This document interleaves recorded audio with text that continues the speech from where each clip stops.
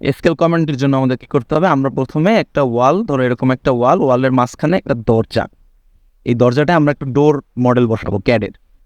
All ফার্নিচারে চলে গেলাম, আমার মডেল থেকে একটা ডোর সিলেক্ট করে কন্ট্রোল সি দিয়ে আমি এটাকে এখানে এনে পেস্ট করলাম, কন্ট্রোল বি দিয়ে পেস্ট করার পর আমার ডোরের যে কোনো একটা কর্নার আমি এই দরজার যে কোনো একটা কর্নারের সাথে মিলাবো। হ্যাঁ, ধরো এর আগে তো ওই পাশ মিলাইছিলাম, এবার আমরা এই পাশ মিলিয়ে দেখি।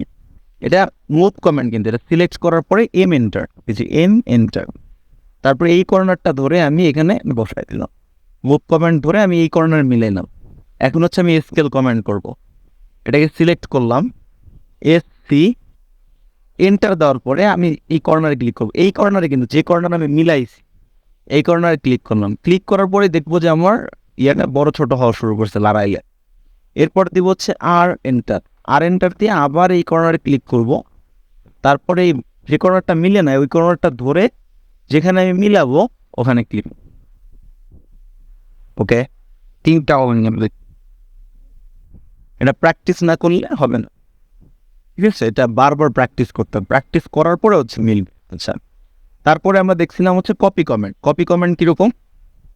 আমরা ধরো একটা লাইন গেছে, এই যে এই ওয়ালটা ধরো এখানে ক্লোজ করে দিব। হ্যাঁ, এই একটা লাইন গেছে, এখন এই লাইনটাকে ধরে সিলেক্ট করে CO এন্টার দেওয়ার পরে যে কোনো এক জায়গায় জাস্ট কার্সারটা ক্লিক করে যদি এইদিকে টানি এইদিকে টানলে এইদিকে, তো আমি যদি এইদিকে টানবো এইদিকে টাই না 5 এন্টার দিলেই আমাদের কিন্তু ইঞ্চি দেওয়া আছে, তুই যে আর্কিটেকচারের ওখানে ইঞ্চি দেওয়া আছে, এটা হচ্ছে ইউনিটসের মধ্যে ইঞ্চি দেওয়া আছে, এই কারণে এটা 5 দেওয়ার কারণে ইঞ্চিতে আছে। আর যদি এখানে ফিট দেওয়া থাকতো তাহলে 5 দিলে ফিটে চলে যেত, 5 ফিট চলে যেত। আচ্ছা, এখন এই যে কর্নারটা মিলে না, এই কর্নারটা কি দিয়ে মিলাবো মনে আছে? একটু আগে দেখাইছিল অফসেট, একটু আগে দেখালাম না যে কোনা কেমনি মিলাইলাম, দুইটা কোনা। এটা হচ্ছে ফ্লেট কমান্ড, এন্টার, এই কোনা ক্লিক করবো এই কোনা ক্লিক করবো, তাইলে হচ্ছে মিলে গেল, ঠিক আছে? ফ্লেট। তারপরে ধরো হচ্ছে এই সেম জিনিসটাকে আমি আরেকটু বড় করি, এই ওয়ালটাকে বড় করার পরে আমি এটাকে সমান করে এখানে কাইটে দিই।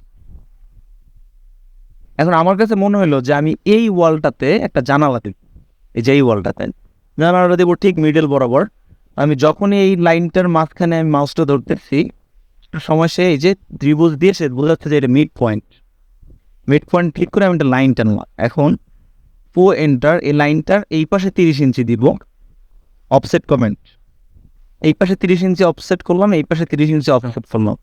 অফসেট করার পরে TR ডাবল এন্টার দিয়ে আমি এটাকে ট্রিম করে দিব বাড়তি জিনিসটাকে, ঠিক আছে? তার মানে হলো কি আমার এখানে গ্যাপ হলো, এখানে আমি একটা জানালা দিই, জানালার তো একটা সাইড আছে, একটা সিম্বল আছে, আমি এখানে একটা লাইন নিলাম, লাইন নেওয়ার পর এই সেম লাইনটাকে কপি করে CO এন্টার দেওয়ার পরে কার্সারটা যে কোনো এক জায়গায় রাইখা আমি এইদিকে কপি করবো, তো এইদিকে দিয়ে 2 এন্টার 3 এন্টার 5 এন্টার, মানে প্রথম লাইনটা 2, তারপরের লাইনটা 3, তারপরের লাইনটা 5, কপি হইলো, 3টা কপি হইলো। এখন এইটা হচ্ছে একেবারে বেসিক জানালার একটা সিম্বল। এখন তুমি যদি চাও যে ভাইয়া জানালার সিম্বলটা তো এরকম না আরও ডিটেল করবো, আমার কাছে যে ফার্নিচারের মধ্যে দেখো অলরেডি জানালার ডিটেল করা জানালা আমার কাছে আছে, তুমি যেটা করতে পারো কি এরকম একটা জানালা সিলেক্ট করলা, কন্ট্রোল C দিয়ে কপি করলা, এই প্রজেক্টে এসে কন্ট্রোল V দিয়ে পেস্ট করলা, পেস্ট করার পর রোটেট করবো, এই জানালাটার সাথে তুমি মিলতেছে না, এটাকে সিলেক্ট করলাম,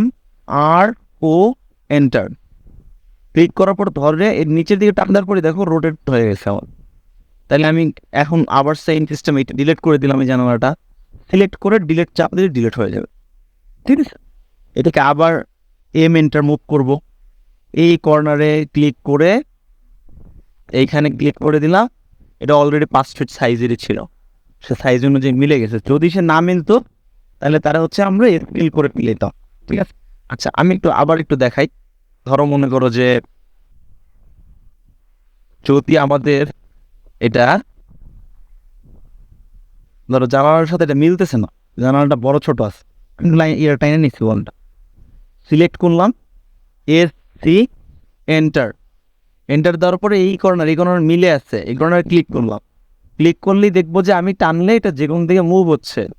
তারপর দিব হচ্ছে R এন্টার, আর এ হচ্ছে রেডিয়াস, আবার ক্লিক করলাম এই কর্নারে, আবার এই কর্নারে ক্লিক করলে যেখানে মিলাবো, ঠিক যে জায়গাটায় মিলাবো ওই কর্নার নিয়ে ক্লিক করবো, তাইলেই আমার জিনিসটা মিলে যাবে। তাহলে আমরা স্কেল কমেন্ট শিখলাম, কপি কমেন্ট শিখলাম, ফ্লেট কমেন্ট শিখলাম, তারপরে হচ্ছে মোটামুটি অফসেট শিখলাম, রোটেট শিখলাম, মুভ শিখলাম। আচ্ছা, এখন আমরা আর একটা কমেন্ট দেখবো, সেটা হচ্ছে জয়েন্ট কমেন্ট। ধরো দুইটা লাইন আছে এরকম একটা, এইটা দিয়ে দেখাই। ধরো ক্লায়েন্ট তোমার বললো যে দরজাটাতে আমি এখানে দিব না, দরজার পজিশন চেঞ্জ হবে, আপনি এটা ওয়াল করে দেন, পুরো ক্লিয়ার ওয়াল করে দেন। আচ্ছা, রোডটা তখন আমি ডিলিট করে দিলাম, এই দুইটা ডিলিট করে দিলাম। ডিলিট করে দেওয়ার পর এখন এই দুইটা আমি কি করবো, এটা কিন্তু আমি এমনি টাইনাও মিলাইতে পারি। এমনি টাইনা মিলাইলে কি হবে, এটা একটা লাইন, এটা একটা লাইন, দুইটা আলাদা লাইন হবে। আর আমি যদি কমেন্ট দিয়ে মিলাই, যে এন্টার, এইটাখানে মিলাইলাম, এইখানে মিলাইলাম, মিলে গেছে, যে এন্টার। ঠিক আছে, আবার দেখো যে এন্টার দেওয়ার পরে আমি লাইনের এই মাথায় ক্লিক করলাম, এই মাথায় ক্লিক করলাম, এন্টার দিলাম, মিলে গেছে। কিন্তু অবশ্যই এই লাইন দুইটা কিন্তু একই সোজা হইতে হবে। ধরো একটা মনে করি একটু উপরে উঠে আছে, একটা মনে করি একটু নিচে নামে আছে, চোখের দেখা বোঝা যাচ্ছে না, কিন্তু আসলে ও কিন্তু সারা জীবন চেষ্টা করলেও মিলবে না। তুমি নিজের মাথা ছিললেও কাজ হবে না যে ভাইয়া চুল ছিঁড়তেছি, কমেন্ট তো কাজ করতেছে না। মাঝে মাঝে এরকম হয়। ঠিক আছে, তো জিনিসটা হচ্ছে সফটওয়্যার ওর নিজের অ্যালগোরিদমে চলে, আমরা ভুল করার কারণে ঠিক মতো কাজ করে। এই তাহলে আমরা ক্যাডের অনেকগুলা শিখলাম। তখন এইগুলা দিয়ে একটা প্ল্যান করা যাবে না, একটা রুম করা যাবে না। ধরো মনে করো যে আর একটা জিনিস শিখবো, পলিলাইন। এল এন্টারে হচ্ছে লাইন, আর একটা জিনিস শিখবো polyline, PL enter. Polyline comment হচ্ছে PL এন্টার। এইদিকে গেলাম হচ্ছে ধরো 120 ইঞ্চি, এইদিকে গেলাম 150 ইঞ্চি, এদিকে গেলাম আবার 120 ইঞ্চি, আবার এদিকে গেলাম 50 ইঞ্চি। এখন লাইন কমেন্ট আর পলিলাইন কমেন্টের মধ্যে তফাৎ কি? জোড়া আর কি লাইন। হ্যাঁ হ্যাঁ, ও কিন্তু জোড়া, একটা লাইন। এই হচ্ছে লাইন পলিলাইনের মধ্যে পড়ে। পলিলাইন কমেন্ট আমরা বিভিন্ন জায়গায় বিভিন্ন সময় প্রয়োজনে ইউজ করি, এবং পলিলাইন কমেন্ট দিয়ে কাজ করার অনেক সুবিধা আছে। কীরকম সুবিধা আছে আমি তোমাকে একটু দেখাই। ধরো এই যে জিনিসটা, এটা কিন্তু আলাদা আলাদা লাইন, এই যে টুকরা টুকরা লাইন দিয়ে হচ্ছে আমরা এই ওয়ালটা করছি। এর একটা মজার ব্যাপার হচ্ছে, এই টুকরা লাইনগুলোকে যদি সিলেক্ট করে আমি যদি যে এন্টার দেই, লাইনে সব জয়েন হয়ে যাবে। এই যে ক্লায়েন্ট বললো যে আমি এইখানে একটা দরজা দিব, ঠিক আছে, তখন তুমি এরকম একটা মিড পয়েন্ট বা যে কোনো জায়গায় নিলে একটা লাইন, তুমি এটার এই পাশে ধরো 42 ইঞ্চি দরজা দিব, এন্টার 42। আচ্ছা, 42 ইঞ্চি দরজা দিলা, TR ট্রিম করে দরজার পজিশনটা কাইটা দিলা। এখন কিন্তু সে দেখছো কোনটা সিলেক্ট হচ্ছে, ওইখানে সিলেক্ট হচ্ছে, ওইখানে সিলেক্ট হচ্ছে। তুমি চাইলে এটা ইজিলি পুরোটা সিলেক্ট করে যে এন্টার দিয়ে পুরোটাকে জয়েন করে দিতে পারো। এখন কিরকম একটা প্ল্যান, ধরো আমি যদি একটা ফ্লোর প্ল্যান দেখাই তোমাকে, দেখে দেখে করো, জাস্ট প্র্যাকটিসের জন্য। এরকম একটা ফ্লোর প্ল্যান করার জন্য তোমার কিন্তু এই কয়টা কমেন্টের বেশি কিছু জানার প্রয়োজন নেই। সিঁড়ি বাদ দিলাম, সিঁড়ি আজকে শিখবো না। আজকে আমরা কি শিখলাম, জানালা দেওয়া শিখলাম, দরজা দেওয়া শিখলাম, লাইন টানা শিখলাম। কলামেরও দরকার নেই, এখানে কোনায় কোনায় কলাম দিছে, কলামেরও দরকার নেই। তুমি শুধু লাইন টাইনা দরজা দিয়ে জানালা দিয়ে একটা প্ল্যান রেডি করতে পারবো, জাস্ট এই কটা কমেন্ট দিয়ে। এর বাইরে কোনো কমেন্ট নেই আজকের মতো। তাহলে তোমার এইটাও একটা হোমওয়ার্ক। আর মাঝখানে যদি না পারো, সন্ধ্যার পর বা রাতে কাজে বসলে আমি তো আসি অনলাইনে জাস্ট শেয়ার করলে হবে যে ভাই এটা বুঝতেছি না। যেমন এই দেখো, এই একটা প্ল্যান আছে, এখানে কোনো কলাম নেই, এখানে শুধু জানালা আর দরজা। এরকম একটা প্ল্যান দেখো প্র্যাকটিস করে রেডি করতে পারো দিন।